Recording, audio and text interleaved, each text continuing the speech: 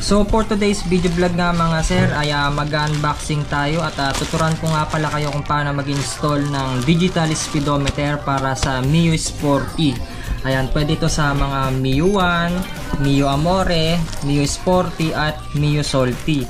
Ayan, at mabibili nyo nga pala ito sa Shopee na worth 1,269. Ayan, pinadala nga pala ito ni Bubble Wrap PH. Ayan, double bubble wrap PH dito sa Shopee. At kung gusto nyo bumili mga sir, meron po akong iwan na link dyan sa pin comment at dyan sa description box para kapag gusto nyo pong bumili at nainganyo ko po kayo ay pwede po kayong rumekta dyan mga sir. Ito nga po pala yung mga actual picture nya kapag naka-install. Ayan, marami pong mga mode yan. Ayan. So kung i-check nyo po rito yung mga review, ayan, puro 5-star ratings po yung mga review dito mga sir. At talagang legit na legit. So ayan yung mga actual picture mga sir. Ayan, pwedeng mag-ibang kulay, blue, green. Ayan, tapos chameleon, and then kulay pink. Ayan. So makikita nyo lahat dito yung mga actual picture. Ayan, so sa mga reviews. At bago tayo magsimula mga sir, kung bago pa lang kayo sa aking munting channel, ay huwag nyo sana kakalimutan na i-click yung subscribe button, pati na rin yung notification bell para sa tuwing nag-upload po tayo ay lagi kayong ma-notify at lagi kayong updated. At simulan na natin.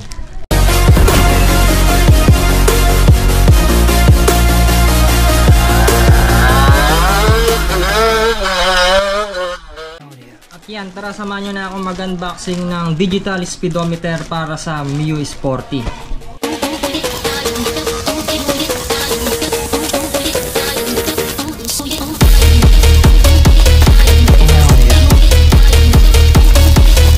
At yan, pagkatapos na natin matanggal yung bubble wrap nya tsaka yung plastic, so unboxing na natin siya mga sir.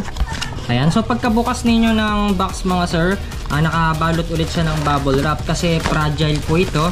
At kahit ibalibag po ng mga delivery rider, hindi po basta-basta masisira or hindi basta-basta mababasag yung item. So tanggalin na natin siya sa pagkabalot. At ganyan po yung itsura niya mga sir. Ayan, napakaganda oh. Meron pang plastic dito. At bali ganito nga po pala yung itsura ng likod niya mga sir. Bali cable type po yung sa speedometer niya. So maganda po yan at hindi na po tayo gagamit ng magnet. Tapos ganito naman po yung itsura ng mga wire niya. Ayan. So nandito po siya nakalagay lahat mga sir. Ayan. Tapos ito po yung socket niya. Ayan. So kapag i-install nyo to, I think ikakat nyo na po ito mga sir. Tsaka yan, ito po yung naka-indicate dyan, meron na rin nakalagay. Ito po yung kagandaan yan. Ayan, so itong kulay brown, ito po yung sa ignition nya. So may nakalagay na po rito na tag. Tapos ito naman pong black ay yung negative or yung ground pole. Ayan, so may nakalagay na dyan mga sir. And then ito naman pong kulay pula, yan po yung positive sa baterya. Ayan, so nakalagay na po dyan mga sir. Tapos tabi muna natin itong speedometer. Ayan, so ito naman yung sa box nya. Makikita nyo po dito yung manual guide. Ayan, so ito yung sa fuel gauge, nasa baba daw. Ayan, tapos may mileage pa siya, high speed warning light, oil pressure indicator warning, right turn signal light, speedometer, may orasan din, tachometer or yung sa RPM, tapos left turn signal and high beam. Ayan, so ito po siya mga sir. At yung mga wire po dito na nakalagay, nandito na rin po yung ibig sabihin niya mga sir. Ayan, ito na po yung pinaka guide. Tapos ito po yung function description niya. So bale 9999.9 km po yung maximum display mileage niya. Tapos yung speed, maximum speed is 199 km per hour. Ayan o, speed, maximum speed. Tapos yung pangatlo, indicator light, left and right turn signal, green, high beam is blue, oil pressure indicator is red, high speed warning light, ayan, top is orange, failure light is red. Tapos ewan ko kung para saan itong isa. Ayan, so ito siguro yung mga iba pang function nya, no? So malalaman na lang natin kung para saan to. So bali pwede siyang mapindot Ayan.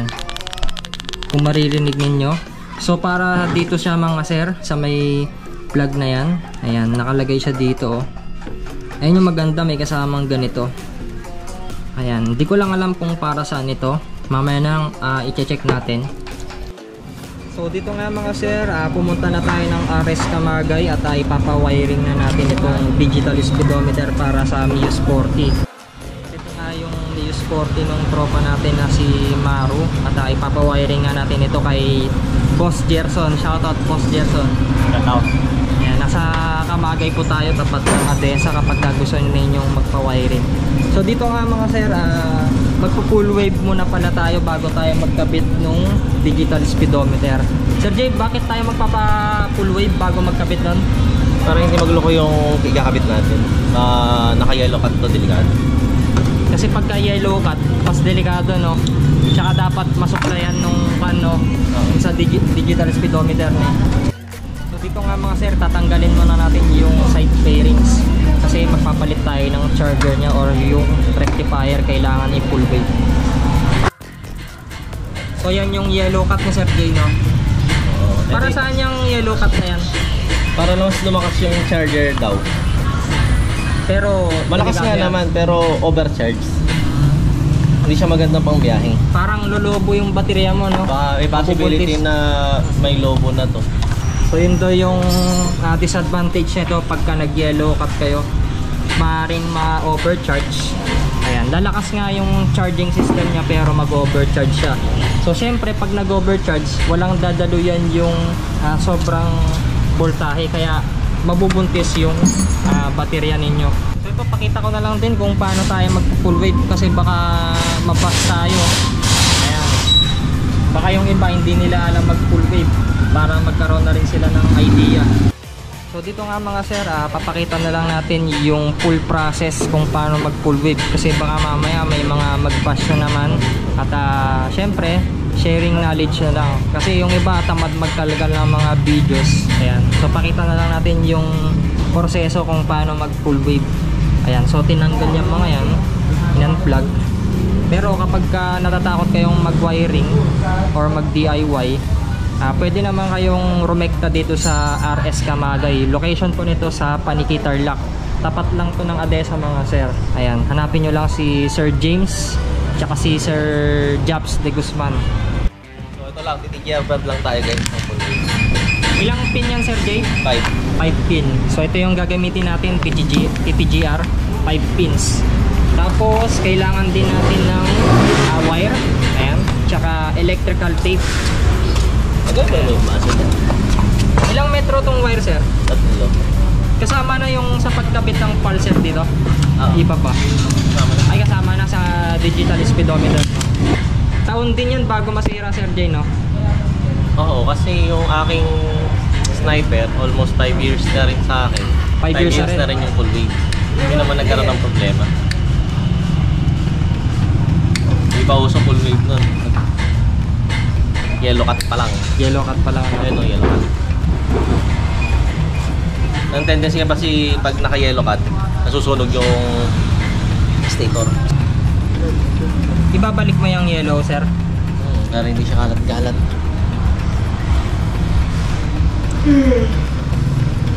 Kaya binalik yung yellow na wire sa dati niyang pwesto. So, dalawang kulay pula na wire yung babalatan. Tsaka ano pang kulay Sir Jay? Wala na yan lang. Pagsamahin nyo na to. Anong kulay yan? Red tsaka white na may lining na red. Pagsasamahin na. Minsanan nang ikakabit dito sa may dalawang kulay pulang wire na tinat. Siyempre pagka natap nyo na doon, lagyan nyo na lang ng electrical tape para hindi mag short circuit yung mga wire. Tas yung kulay pink Sir Jay sa white no? Yeah, white. White. Yan, itatap nyo rin dyan sa kulay pink.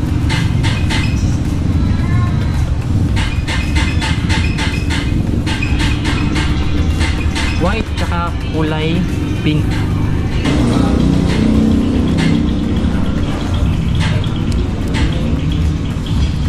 Tapos yung green, yan yung ground, no? Sa kulay black. Bali dalawa. Dalawa. Kaya in case yung sa linya lang, naglukod doon, wala na yung isang linya. Di ito sabay mo na lang yung dalawa. In case maglukod doon sa terminal, ganito pa rin.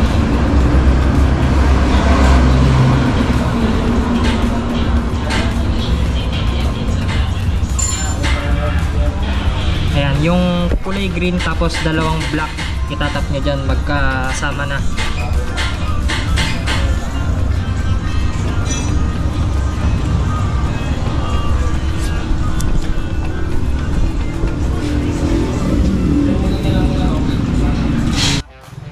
Tapos itong wire, Sir Jay, sa may papagapang yan?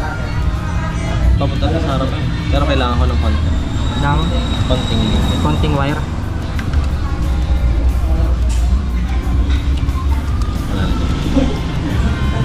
Ayan, dito niya itatap sa may kulay black.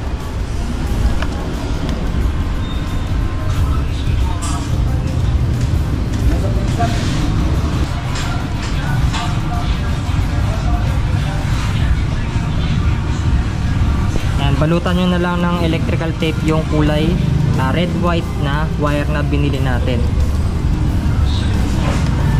Tapos ayusin nyo na lang dito mga sir.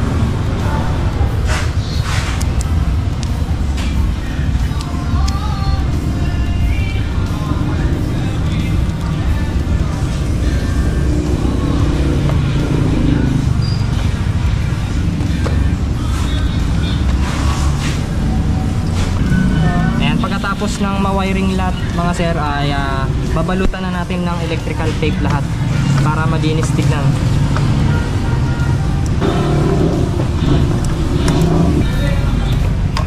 And tapos i-plug nyo na yung tinanggal natin kanina. And ganyan na yung magiging itsura nya.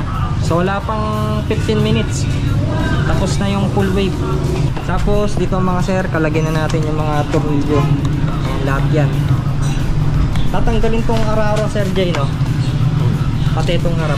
Ayan, lahat yan. Tachometer. Tachometer, no? Ilalagay natin ito. So yung RPM, doon natin siya ilalagay. Kaya kailangan natin ng mahabang wire. Para pagka gusto nyo paganahin yung RPM, ay pwede siya. Ayan. So lagyan na rin natin ng electrical tape.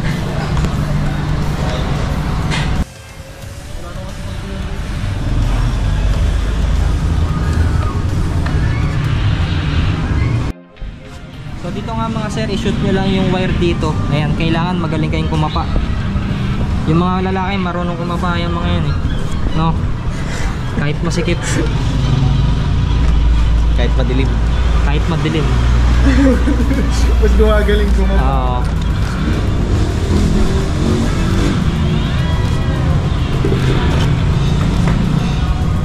So yan, ganyan dapat yung pesto nyo mga sir. Tapos ipasok nyo na lang siya dyan.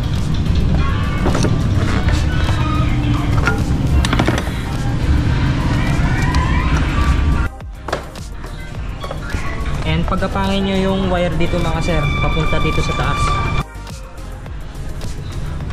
Ayan, isuksok nyo lang yung wire dito mga sir.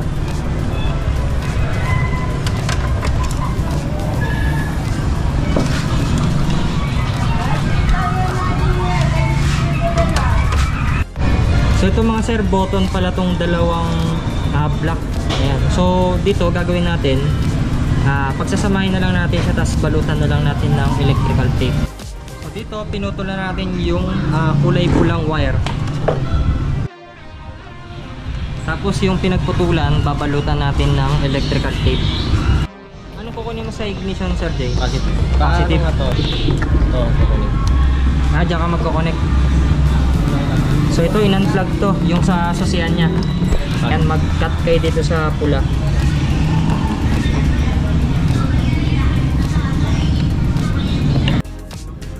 Ngayon yung pinutol nating wire, itatap nyo po dyan mga sir.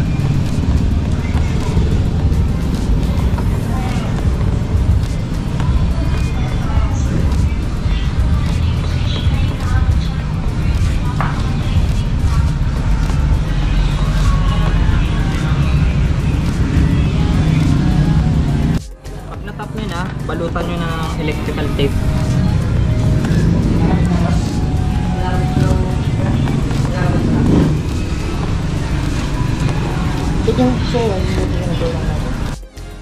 Ayan, pagka naayos nyo ng mga sir, ay pasok nyo lang dito sa ilalim. Tapos ipaangat nyo para malinis tignan. Tsaka hindi siya kalat-kalat. So yung busina, ipapaayos nyo na rin.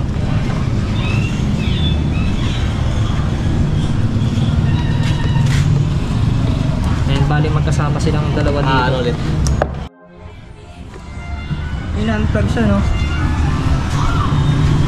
Ayan, pwede palang i-unplug yung wire niya. Ito, oh, ang galing. So dito, tanggalin na natin yung mga nakasalpak dito sa speedometer niya, yung sa stock. Tatanggalin na natin ito.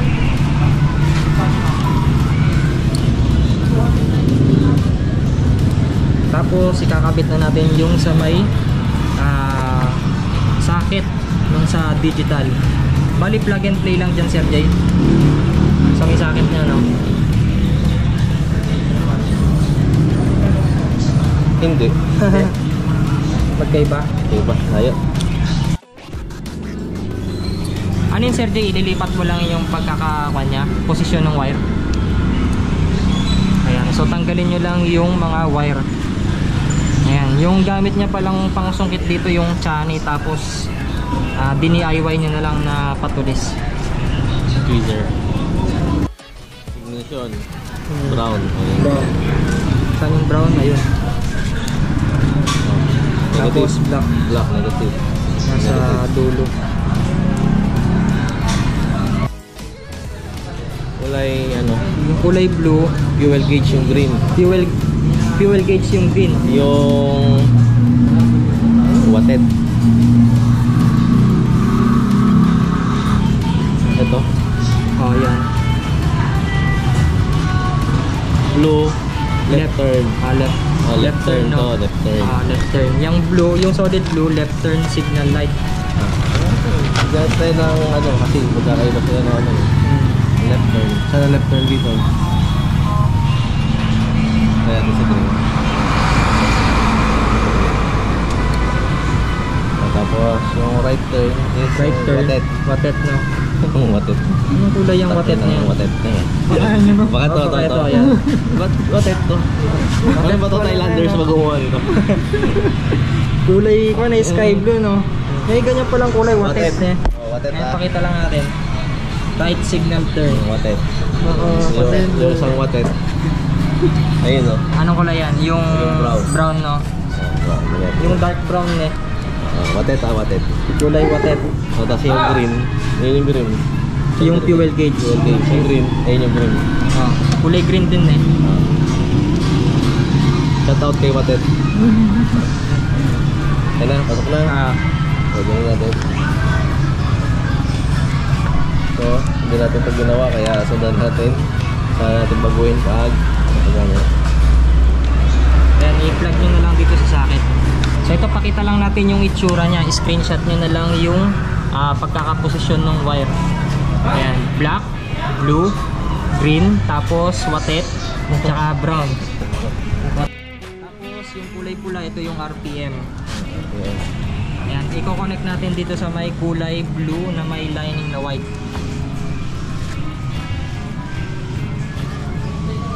Wala naman siya kasama sa akin eh. Pero pwede silang bumili nung male socket, no? Ay, yung female na. Tapos ito yung positive. Ito, sa high. Anong kulay yan, Sir Jay? Dilaw. Kulay dilaw, no? Positive. Ayan yung high. Tapos yung positive, i-connect dito sa... Iba yung kulay na ignition sa battery. Pero pareho lang silang B+. Kaya ito, i-connect ko dun sa may ignition eh. Yung battery, no? Yung pinapunta natin dito sa may susian. Gaya na. Ito live. Kapatay na. May live siya. Ayan, i-connect natin dito sa may kulay pula, yung P positive.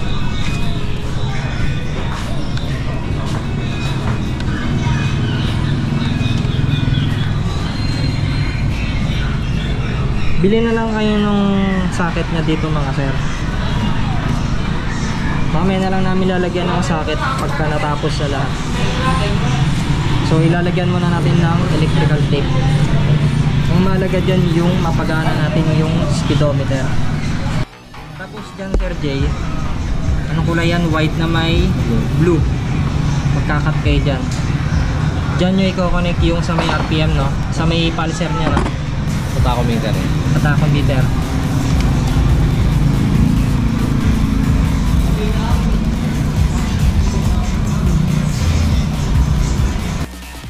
So bago pala natin i-test, mag-check muna tayo ng supply. Good. And good, gumagana, umilaw. Hindi ka naman siguro magkakamali dito, may pin naman siya doon. Alright. Dahil ang off ko lang ilaw. Okay, ito lang. Alright. Ganda oh. So marami siyang gas no. So ito namin sa dito ano kaya ito. Ay, ito yung ito yung ano niya. Mino, electric din oh. Mino tsaka select. Ito yung Mino. Mino yung isa. Naka 500 ka na. Ayun, na-adjust siya. Pati yung orasan no. Ilang oras ka? 11:15.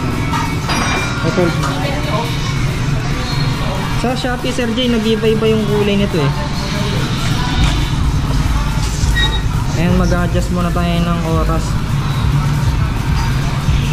Miles na yun. Ayun, pwede mong baguhin no. Shoutout daw sa gumawa, ayun eh. JG Workshop.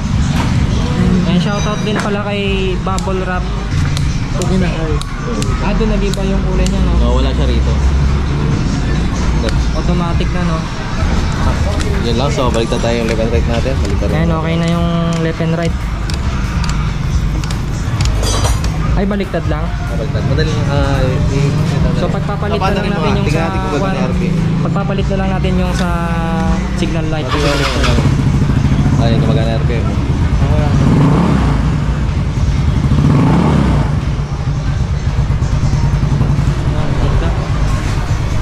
So maganda yung ano niya. Sir Jay, Maganda yung gawa no. manufacture.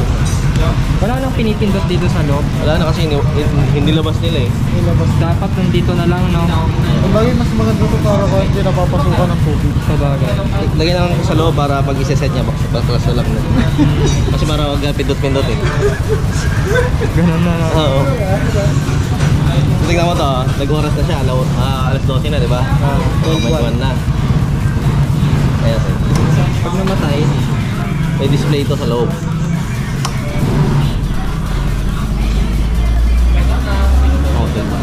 Ano rin. Parang may battery na tayo.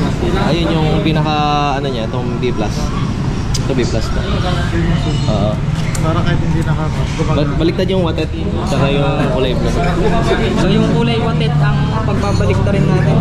Ganda ng watet. Yung kulay sky blue ata yun. Para okay yung signal light niya. So correction lang yan mga sir ha. So may mali sa manual no. Mali yung gumawa. Ay mali yung gumawa. Yung sa manual guide niya no. Okay yan, okay. So watet, saka yung sky blue, di ba? Tama, di ba? Pabalik na natin po. So pagpapalit lang no. Ito lang. So yun, sungkitin nyo ulit mga sir. Ayan, bunutin nyo yung blue tsaka yung watet na kulay.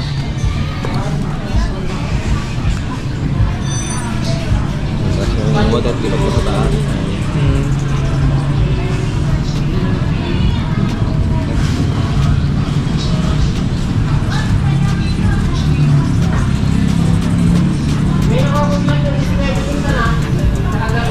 Maliwanag kasi kaya pumasok. Ayan, pakita nga natin Sir Jay. So bali ganito ulit yung position niya. Green, blue, brown, black, tsaka yung watet. Ayan, screenshot nyo na lang ulit mga sir. So bali yung foam nito ay ibabalik na lang natin. Lilipat natin dito sa digital. Ang ganda yung pagkakagawa nila rito. Dito, ano, wala nang tatabasin eh. Plug and play na lang siya pagka isasalpak mo yung speedometer. Pero sa wiring, kailangan mo mag-modify. So wala siyang adhesive. So magdikit na lang kayo dito mga sir. Lagyan nyo na lang ng Shoutout 3M. doon sa ano, gawa nito sa pakilagay na lang ng adhesive. Ito, bumili na lang tayo ng adhesive para ma-fix na siya. Tapos kabit nyo na lang din yung speedometer cable. So ito mga sir, try na natin paganahin. Yun, ang ganda oh. Nag-iba-iba yung kulay. So ganyan yung itsura niya, maliwanag din siya kahit na daytime. So paganahin natin yung makina. Tapos spark light, headlight. Nagbabago yung kulay niya, no? Naka-high yan. Pag nilow mo, hindi magbabago yung nagbabago yung kulay, no? High, ay nagbabago. Kada high. Tapos left signal light, ayan, gumagana. Yun lang, hindi siya nagbi-blink, steady lang siya. Pagka nakabit na siguro yung kakahan niya, magbi-blink to. Tapos right. Ayan, okay na, no? Ito yung mga selection button niya. Ayan, trip, zero, auto. Ayan. Tapos yung isa, para saan tong isa, Sir Jay? Menu? Hard press. Hard press. Ayun. Pwede kang magbago ng oras pagka i-hard press mo. Hard press mo ulit, lilipat siya sa kabila. So dito nga mga sir, okay na yung pag-install natin ng digital speedometer. So pakita naman natin yung takbo niya sa speedometer. Pakita natin kung ano yung itsura niya. Ito pa, ikutin yung gulong. Magana. Goods. Pansin no, synchronized na eh. So ganito yung itsura niya mga sir. Ito yung RPM 1 to 15 yan. Tapos yung orasan, yung takbo ng motor. Ayan, pwede ninyong baguhin yung dito, yung kilometers per hour. Tapos odo. Tapos ito naman yung sa may niya, fuel gauge. Ayan.